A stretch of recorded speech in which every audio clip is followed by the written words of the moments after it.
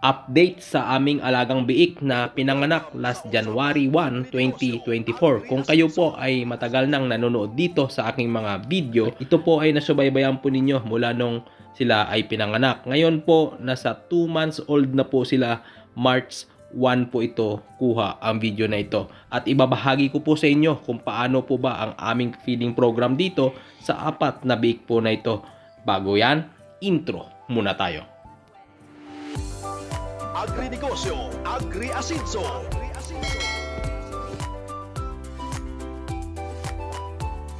Itong video po na ito, kuha po ito kahapon, March 1 ng umaga. Mga madaling araw po ito, 5:45 ng umaga. Ito po ang kagandahan kapag meron pong water drinker. Mapapansin po ninyo sa video na ito na bumangon po ang isang biik at dumiretso po kaagad sa kanilang water drinker o sa automatic drinker nila at uminom. Ayan po ang kagandahan ng may stock po na tubig ang ating mga alagang baboy, biik man yan, patiner, inahin at barako.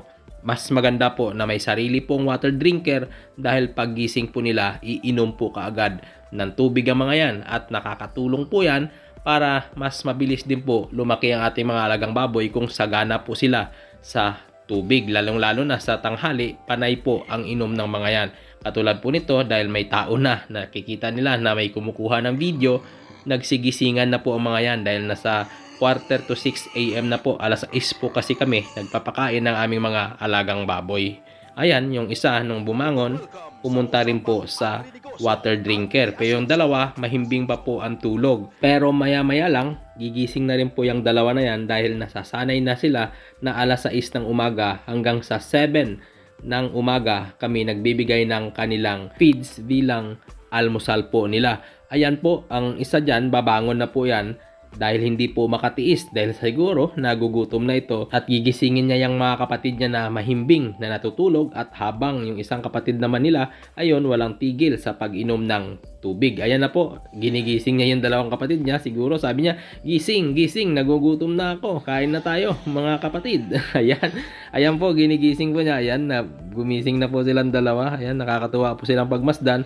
Sa edad po nila na 2 months old, ganyan na po sila kalaki. Kayo na lang po bala humusga kung mga ilang kilo na po yan. Basta nung edad po nila na 45 days, nagkakatimbang na po sila ng 16 kilos. At sa ngayon po approximately na nasa 20 plus kilos na po ito sa edad nila na 60 days old. Ayan na po, kumain na po sila nung pagkagising po ng dalawa. Binigyan na po kagad namin ng starter feeds na po ang kinakain nila ngayon sa edad nila na 2 months old. At 4 na araw pa lang po kami nagpapakain ng starter feeds from free starter feeds. Sa mga nagtatanong o mga nagtataka, bakit hindi kayo nagbibigay ng free starter feeds sa mga naunang alaga ninyo o yung sa mga dating upload ko po, wala po kayo makita doon na nagbibigay po kami ng free starter feeds. Nagagalit pa po yung iba. May mga nagsasabi na hula-hula lang yung mga binablog ko. Alam nyo po, base po ito sa mga seminar, sa mga karanasan din po namin at sa bahagi din po ng mga kakilala ko na nag-aalaga ng mga baboy. Ayan po ang ibinabahagi ko po sa inyo. Hindi po ako basta nagbablog lang. Nagseseminar din po ako. Nag-attend po ako sa mga iba't ibang seminar na kung available po ang oras ko. Mapababoy man yan, mapamanok. Kaya lahat ng ibinabahagi ko po sa inyo, scientific basis po lahat yan. At ito po, lunchtime na po nila. Ikalawang parte ng 4 na kilo na feeds o starter feeds na ibibigay po namin sa kanila sa isang araw. Ibibigay na po namin ngayong lunchtime. At sa lunchtime po kami nagbibigay ng kanilang vitamins at walang iba po na vitamins kundi Vitamin Pro Water Soluble Powder ang aming ginagamit. Sa 4 po sila, 4 na kutsarita din po na Vitamin Pro o isang sachet ng Vitamin Pro po ay 4 na kutsarita ang laman yan. Yan po ang ibibigay namin dyan sa 4 na baboy na yan o 4 na biik na yan. Dahil 2 months old pa lang, siguro biik pa lang po yan. Ayan, bibigyan po namin ng starter feeds ang kanyang feeder at bubuhusan lang po namin ng kaunting Vitamin Pro dyan sa feeder na yan at the rest ng Vitamin Pro na maiiwan ilalagay po namin yan sa kanilang water drinker. Mauubos po nila yan sa loob lang ng 1 o 2 oras. Lalagyan na po namin ng plain water para malinisan din po yung water jug na pinaglagyan namin ng Vitamin Pro para hindi po mapanisan. At ang paglilinis po namin ng water drinker ng aming alagang baboy. Once a week po kami naglilinis niyan para hindi po mapanisan o hindi po masyadong barado, dahil nga po ang mga feeds na nanggagaling sa bibig ng ating alagang baboy o alagang biik napupunta po dyan sa water drinker. Tapos pag nabarahan, masisira po. Kaya dapat regular din po natin nililinis ang water drinker ng ating mga alagang baboy. Ang sukat po ng pagtitimpla ng Vitamin Pro sa isang baboy po, 1 kutsarita sa 1 litro ng tubig. Ayan po ang aming pagtimpla, dahil hindi po katulad ng manok na ang 1 kutsarita titimplahin po natin sa 4 na litro ng tubig.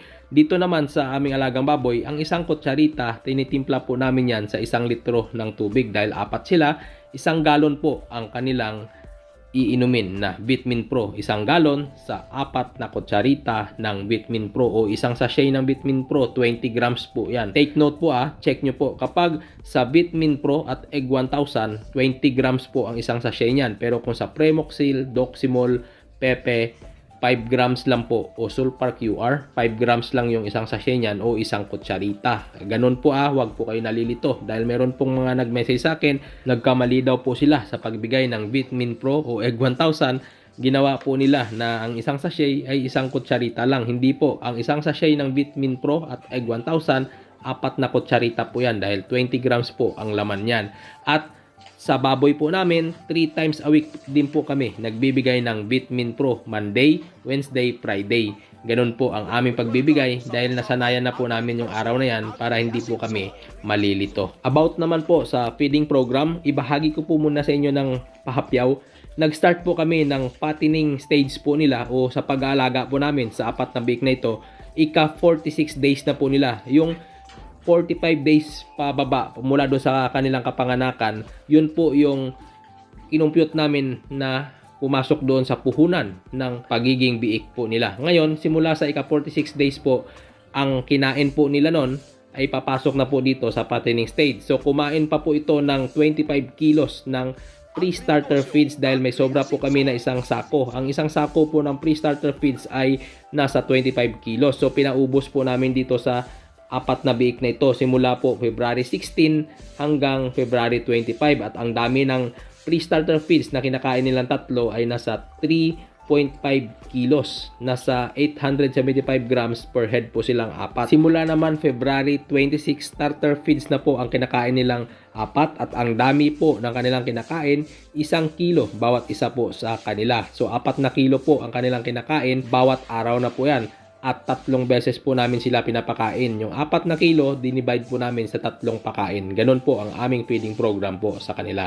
At ito naman pong nag-iisa na biik po na ito, mas matanda po ito ng 15 days po doon sa 4 na biik. Kaya hiniwalay po namin dahil hindi po magkaparehas ang feeds na kanilang kinakain. Dahil ito po, last day niya po sa starter feeds ngayong araw, March 2. At bukas, March 3, ang kanyang kakainin po ay grower feeds na. Simula March 3 hanggang March 27, 25 days po yan, 2 kilos na po ng grower feeds ang kanyang kakainin. At pagdating po ng March 28 hanggang April 16, 20 days po yan, 2.5 kilos na po ng grower feeds ang kanyang kakainin. At pagkadating po ng April 17, finisher feeds na po ang kanyang kakainin sa loob po ng 16 na araw hanggang sa pag-dispose na po ng aming baboy na ito. Approximately po ito na nasa May 2nd week namin ito madi-dispose. At kayo na po bala umusga kung sa tingin ninyo kung mga ilang kilo na po yan, pero approximately po dyan sa amin